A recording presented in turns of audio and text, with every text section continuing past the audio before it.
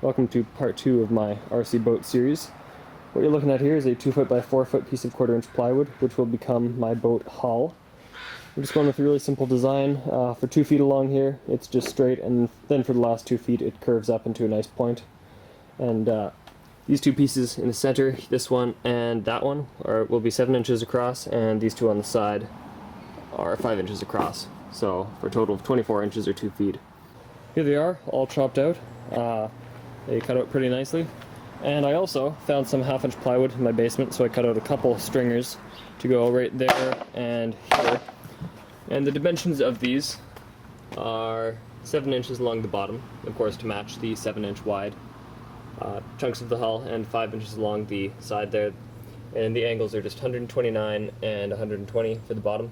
I figured those out using AutoCAD in my, so I made a little sort of cross-sectional model of this boat, and I figured these angles should work.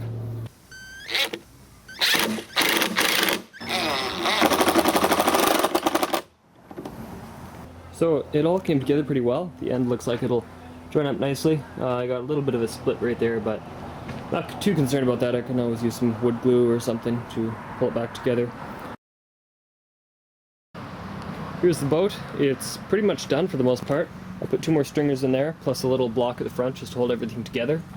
And there's an end profile for you. So it has a really nice profile to it.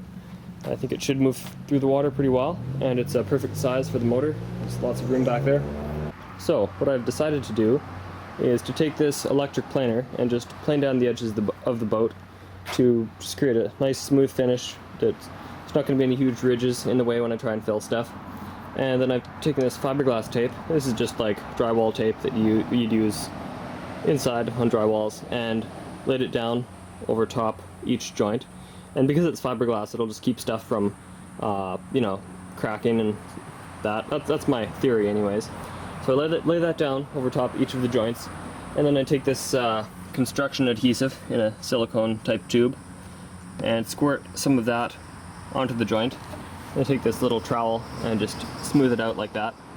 And on some of the corners, as the tape curves around, it doesn't really want to stay down properly, like right there. I'll just slit the tape sort of sideways like that, and that just allows it to overlap and stay down, like so.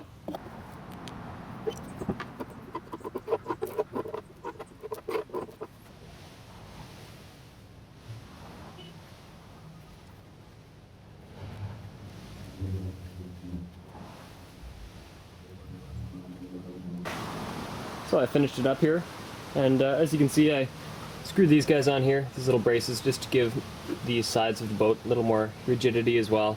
There's going to be a big motor mount down here, so I figured didn't need to do anything down there.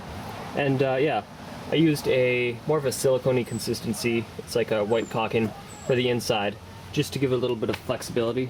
I made a nose out of the construction adhesive, which should take quite a while to dry, but it'll be rock solid and nice and rigid. Yeah, but I think that's about it.